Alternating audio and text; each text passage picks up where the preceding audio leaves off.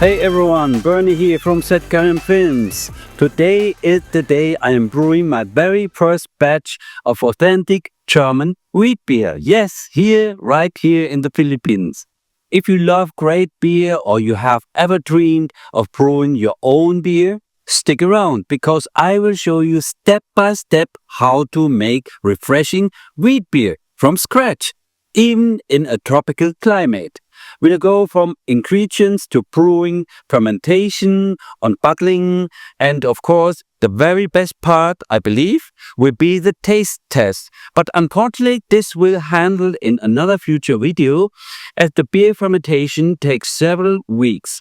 Therefore, hit that subscribe button and like button and this notification bell to keep yourself updated whenever the follow-up taste test video and others of course as well will be finished.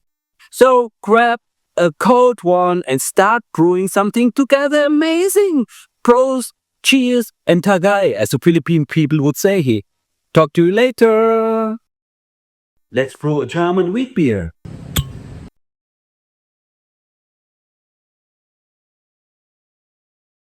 Hey, and welcome to the very first step of your homebrewing journey. I am Bernie from Klarstein Films, and today we are tackling one of the most beloved and forgiving beer styles for beginners, German wheat beer. Or as the Germans call it, Weissbier or Hefeweizen. As we are brewing regarding the German purity law from 1516 Bavaria, so we are strictly only using wheat, malt, hops and yeast. This is an easy to brew classic using my Klarstein Brauheld 30-liter brewing kettle in this case. But of course, you can do all that in a manual way by hand. By end of this video, you have all the knowledge to brew your very own cloudy banana and clove flavored masterpiece. Let's get started. First, let's talk about the secret engine of all beer, which is yeast. Your wheat beer is made with a top-fermenting yeast. It's the fundamental difference between an ale, like our wheat beer, and lager.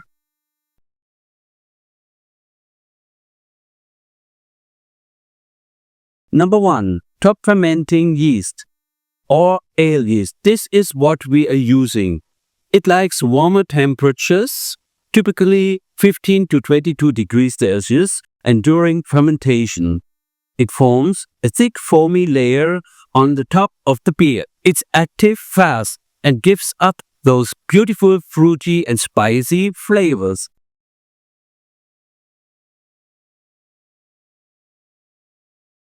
Number 2. Bottom-fermenting yeast or lager yeast. This yeast is the shy one. It works at cooler temperatures around 7 to 13 degrees Celsius, ferments slower, and settles at the bottom of the fermenter. To brew beers like that is a challenge as of the very low temperatures we need. This kind of yeast produces those clean, crisp flavors you find in a Pilsner. The takeaway: we are using the easy forgiving top fermenter.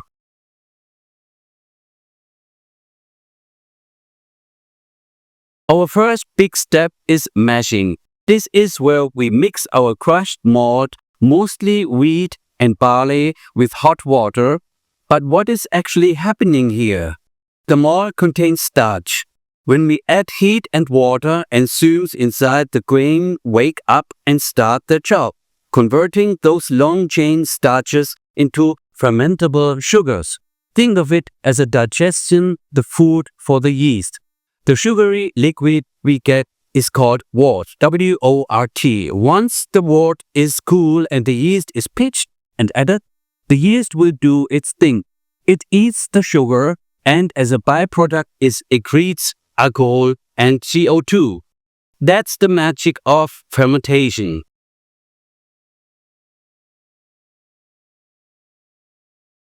For wheat beer, controlling your mash temperature is absolutely vital because different enzymes are active at different temperatures. This is a crucial step called mash schedule. Number 1. The ferulic acid rest, 44 degrees Celsius. This short pause is the secret to traditional wheat beer. It helps the malt produce ferulic acid, which the yeast then converts into vinyl guaiacol, the compound responsible for that classic clove-style spicy aroma. Number 2. The protein rest, 54 degrees Celsius. This pause is essential for health retention. It breaks down some proteins, giving the final beer that big, dense, classic white foam, the Krone or crown, that wheat beers are famous for. Number 3. The saccharification rest, 68 degrees Celsius. This is the main sugar-making pause. It creates the fermentable sugars that will become our alcohol and body. Get these pauses right, and you've nailed the most difficult part of the brew. Okay, listen up, new brewers. If you remember nothing else from this video, remember this. Before you pitch your yeast, cleanliness is next to godliness. Once your wort is finished boiling and has cooled down, it is completely defenseless. It is now a sweet, nutrient-rich liquid, a perfect home for any nasty bacteria or wild yeast that could ruin your batch. Every single piece of equipment that touches the cool wort must be sanitized.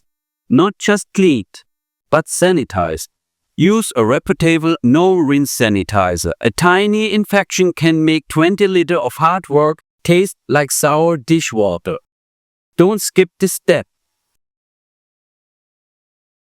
Finally, here are 4 very important tips for the new homebrew starter. Don't bother too early. If you still have sugar left in the beer and you seal it in a bottle, the pressure will build up and you risk a bottle explosion. Always confirm fermentation is complete with a hydrometer.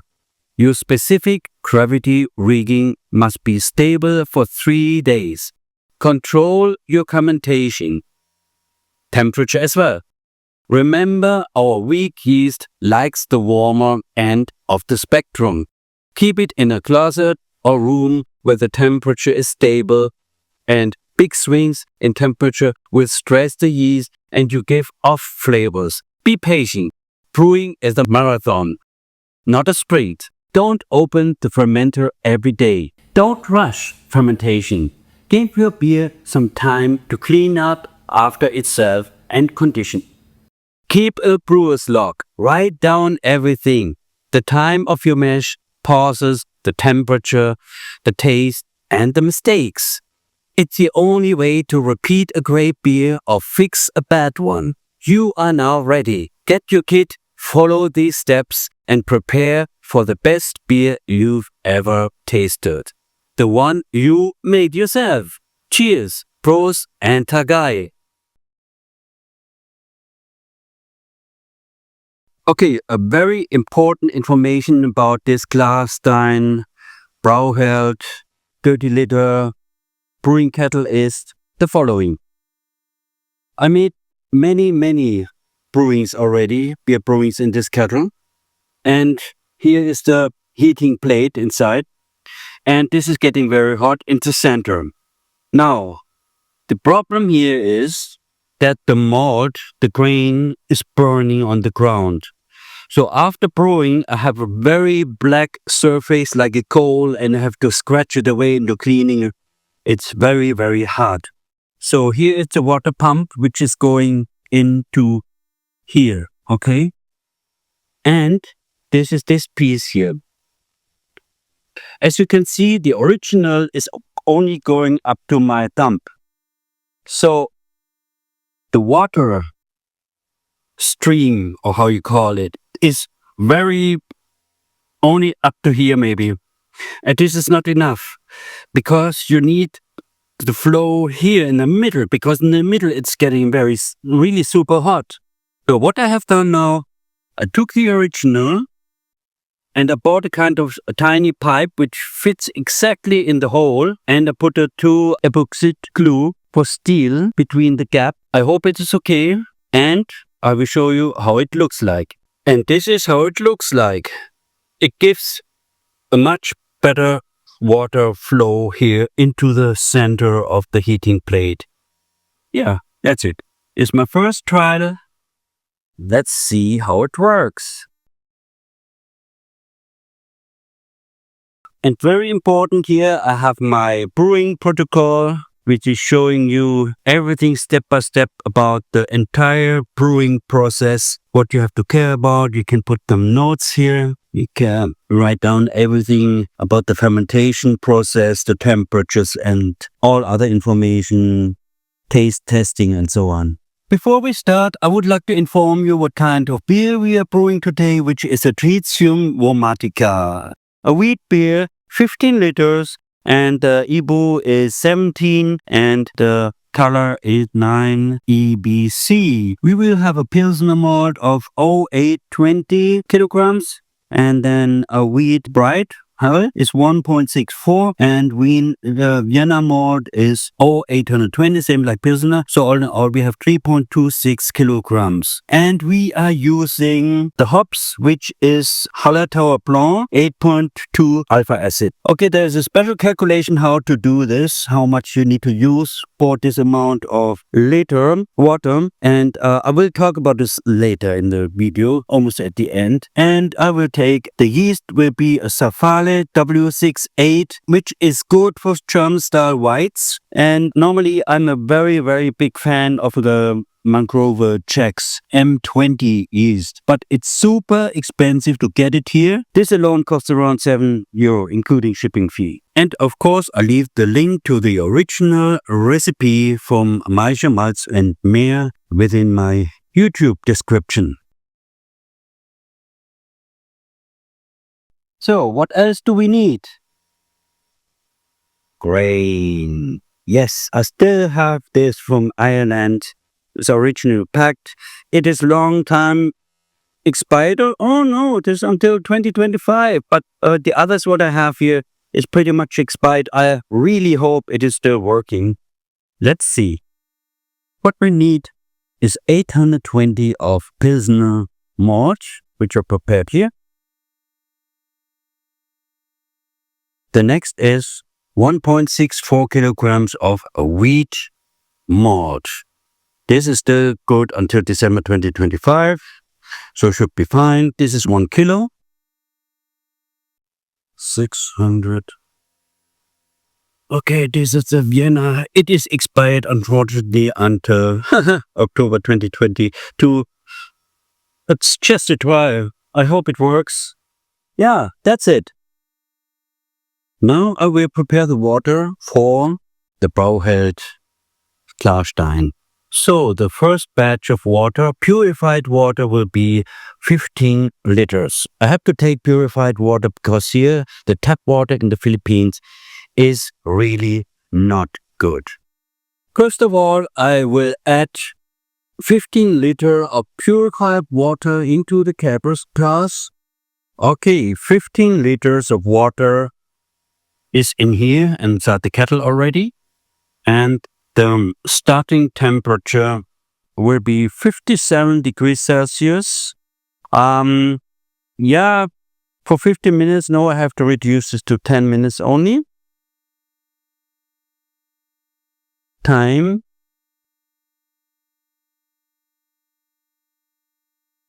For mashing in.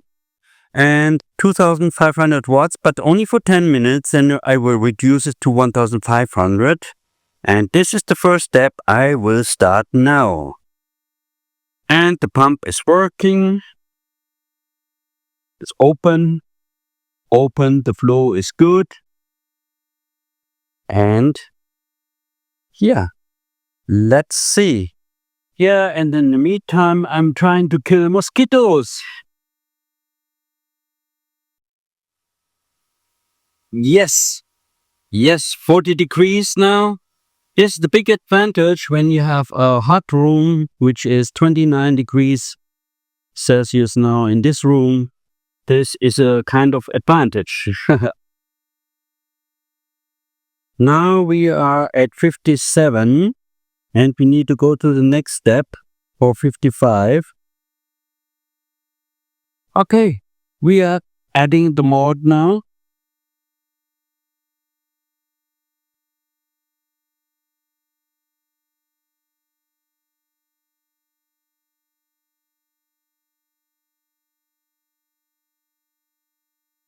And the temperature is now 55 degrees Celsius for 15 minutes. 1500 was only. Step 2, 55 degrees. It's at the moment the water. And start. Of course, 55 is the target. Yes. Okay, the first rest is done. And we are going to 62 degrees Celsius for 50 minutes. Okay, let's start. Yeah, now we are finished with the second rest. Now we need to go up to the third rest, which is temperature 72. Yeah, and again 1500 watts. And in the meantime, I prepared my 9 grams of Hallertauer Blanc, 8.5% acid, and 5 grams of the same. This for the beginning and this for the end. To calculate the hops, what you need for your brew is actually not that difficult. First of all, you need to know your recipe. So you need to know what kind of beer you want to brew. Okay, in this case, we have Tricium Wormatia. And on this one here, very below, you can see the hops, which is called Sapphire or Sapphire. Maybe you still have some hops at home with another percentage of acid. Here in this recipe or on this website, you change the percentage and to calculate how much hops you need. Number 1, either you buy this Sapphire hops, what is mentioned within the recipe of Tricium Wormatia, or if you have another hops at home with another percentage, you easily can change this. You can see on this website, you can change the percentage of the acid. Please have a look to your hops package. There is a tag and there you can see what kind of hops it is and how many percentage it has. In the following chart, you can see at Weizen beer, you can see the bitterness content is 10 to 18. So BE stands for bitterness content. For wheat beer, you can use a number between 10 and 18. I am always using 10. Now this is the formula, which says the bitterness content times the liter you want to have times 10. And the 10 only stands for the placing of the digital number, like the comma. And below, there you can see the acid and the utilization. The utilization actually stands for the boiling time of the wort. Most of the time for wheat beer, the hops must be boiled up to 90 minutes. Therefore, we take a middle number of 25.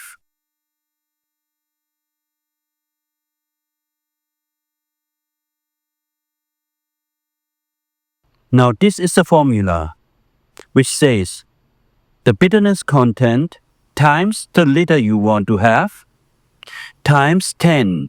And the 10 only stands for the placing of the digital number, like the comma. And below, there you can see the acid and the utilization. The utilization actually stands for the boiling time of the wort. So the formula is bitterness content 17 times 15 times 10 divided 8.2 times hop utilization of 25. The hops quantity in this case now is 12.43 grams, which is the first adding of hops is 9 grams and the last one is 5 grams.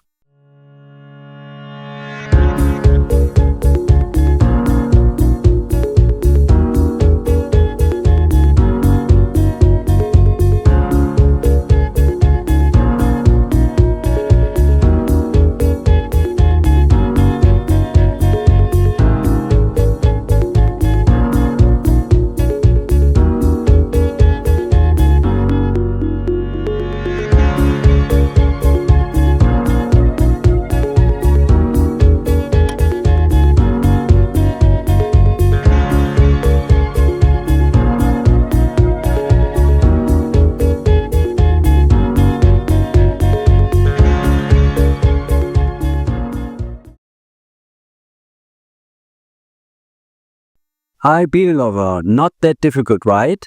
Thanks for watching part 1 of my brewing tutorial today with my Klarstein Brauheld Pro. Please can you support my YouTube channel in order to get more videos like this. Therefore, please do that thing and subscribe, like and click on this notification bell. Again, thank you so much for watching and see you in my next video part 2.